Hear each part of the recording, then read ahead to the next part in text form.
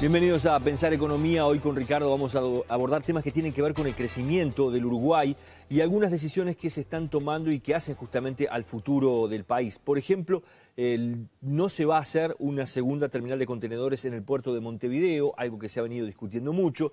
Y otra de las decisiones que se ha tomado por parte del gobierno tiene que ver con ese proyecto que está en el Parlamento y que habilita la asociación entre públicos y privados, donde el PIT-CNT ha planteado algunos reparos y el propio gobierno abriría las puertas allí o le daría la posibilidad a la Central de Trabajadores que pueda opinar sobre el tema, Ricardo. Exactamente, es un proyecto clave. Desde la administración pasada se manejó hacer un sistema legal para la asociación pública-privada. En este gobierno, ya hace un año que se está trabajando, ha habido internas justamente dentro del partido de gobierno. El Partido Comunista ha dicho tener reparos bastante serios, el Partido Socialista también ha tenido reparos. Se ha llegado a un modo de consenso en cuanto a la asociación pública-privada, creo que acotando y a veces con cierto temor o cierto perjuicio por la asociación pública-privada.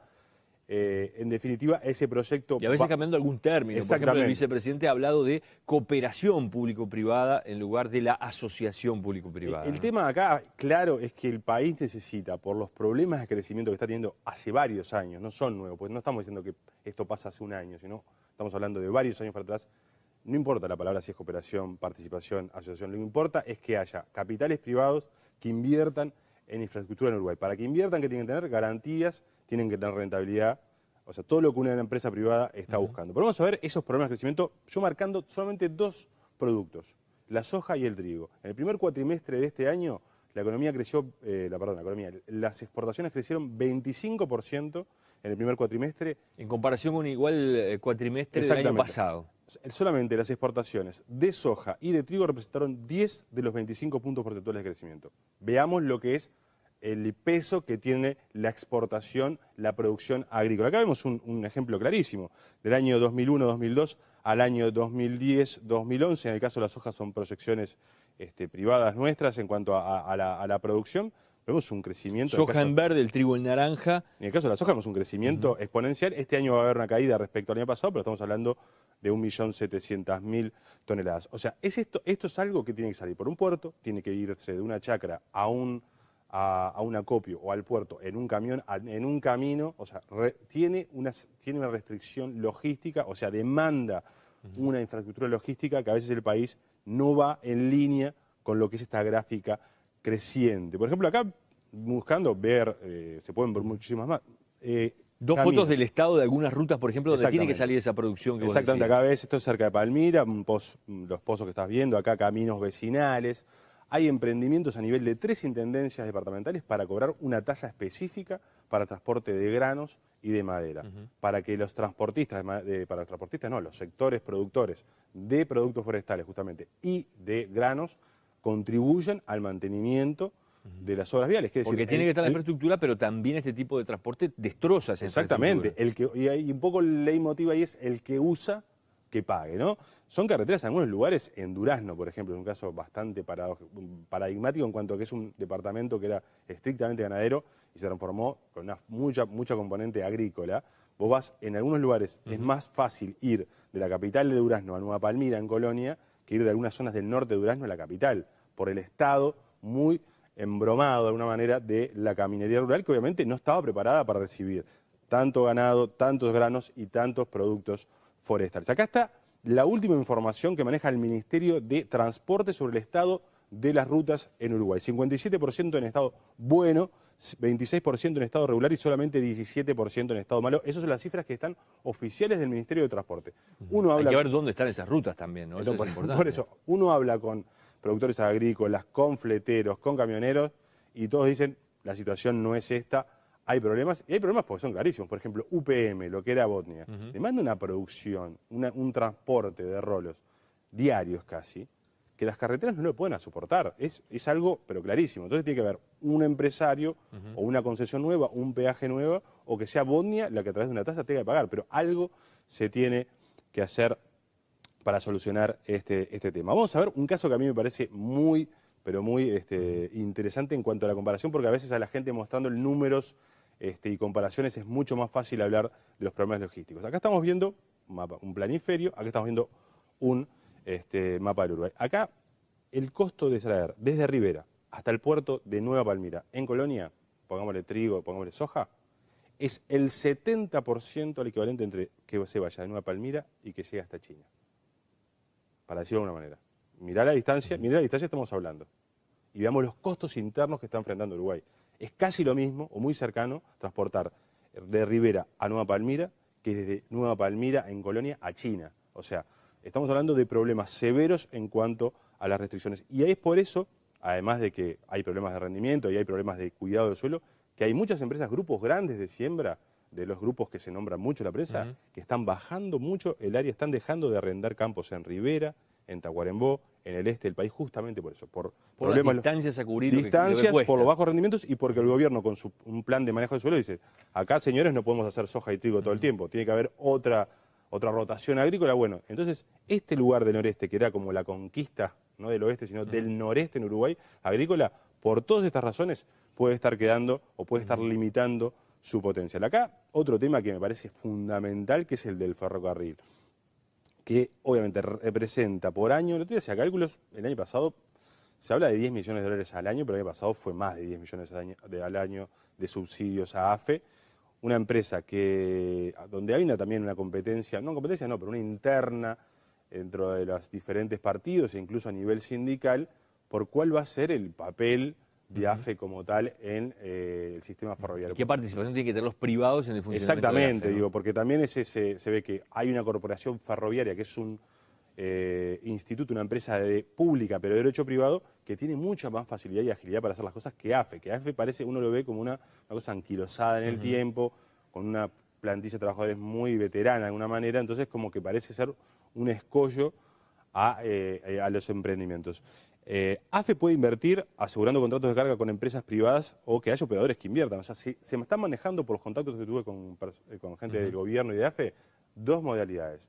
Tanto que sea AFE como que sean operadores privados que dicen, bueno, por ejemplo, voy a poner el caso, una arrocera, arreglamos un contrato por 10 años. Yo estoy seguro que voy a cargarle arroz a tal empresa por 10 años por esta ruta que va, no sé, del noreste al centro del país o al sur del país.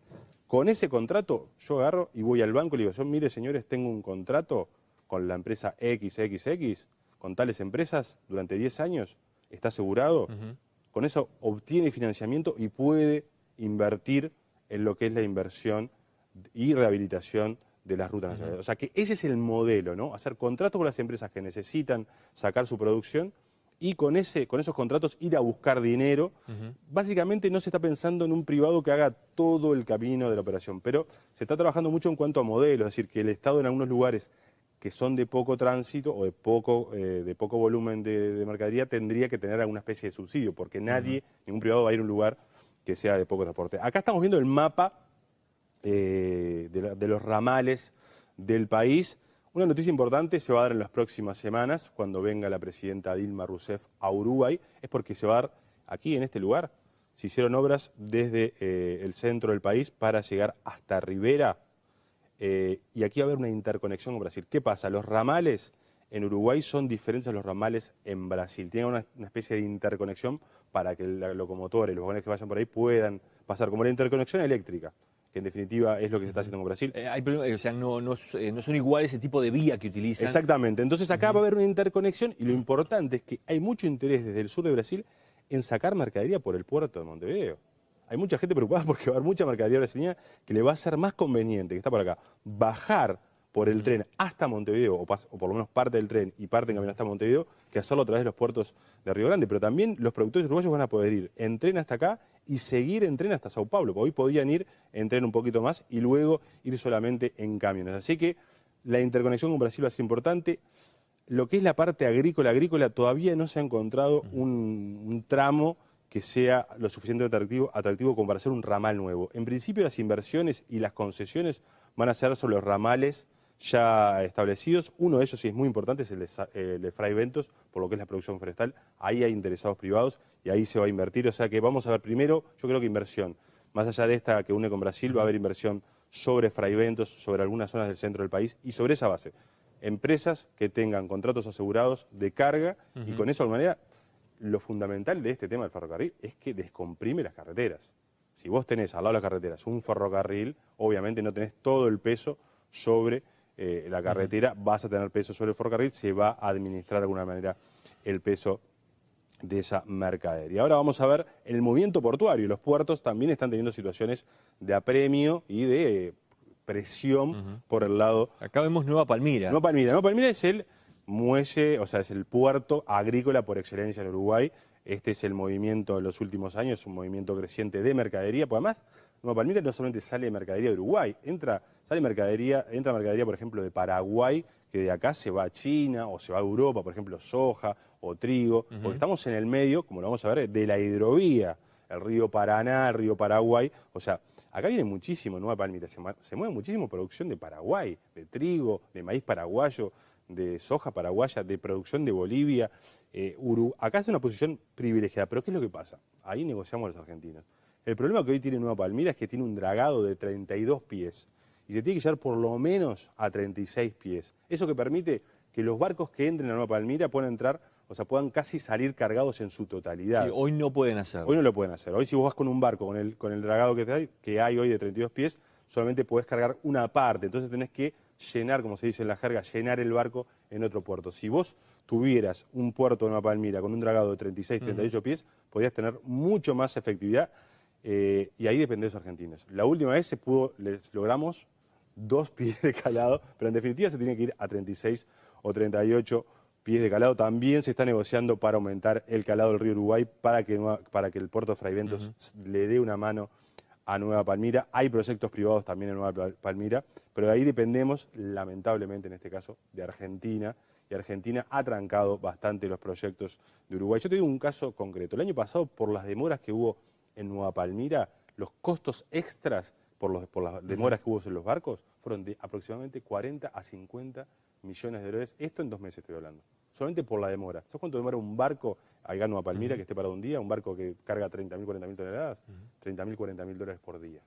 Si está 10 días, eso multiplicarlo por 10 a 400.000 dólares. Y hubo muchos barcos que tuvieron más de 10 días. Eso por problemas que están teniendo los puertos en Uruguay. Y el otro tema, lo que vos decías hoy, la novedad que tuvimos este fin de semana cuando el ministro de Transporte Pintado dijo: no estamos pensando en una segunda terminal de contenedores. Recordemos que fue un objeto de bastante polémica con el actual concesionario de la terminal Cuenca del Plata, que son los belgas Catón Nací, o sea, que dijeron, bueno, ustedes hacen esta segunda terminal, nosotros vamos a un arbitraje, va a haber un juicio.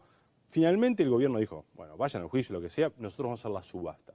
La subasta, en definitiva, no tuvo éxito, lo comentábamos antes del programa, y finalmente lo que se decidió a mediados de la semana pasada es decir, no hagamos una segunda terminal, evitamos estos problemas, y se va a ir a lo que era la zona de Puntas de Sayago, una zona que durante tiempo permaneció a empresas vinculadas al reverendo Moon, al grupo Moon, que el Estado finalmente compró, se quedó con esas empresas, y ahí no va a haber una estrategia de terminal de contenedor, una nueva terminal, sino que va a haber muchos operadores privados que van a poder tener espacio. Hay bastante espacio, acá estamos viendo un mapa aéreo, donde en principio hoy iba a ser un puerto de distribución, ahora va a ser un puerto de salida, va a haber un muelle más grande. Y ahí allí lo vemos rodeado por un círculo blanco, ¿verdad? En esa fotografía aérea. Exactamente, y ahí va a haber, se va a agrandar el muelle y ahí va a haber de plano asociaciones público-privadas para que de alguna manera el segundo puerto de Montevideo sea Punta de Sayago. Así que en definitiva el país tiene problemas de crecimiento que se están demorando a resolver, hay mucho debate, hay mucho diálogo, por ahora hay poca acción, hay poco dinero, tiene que haber dinero de los privados.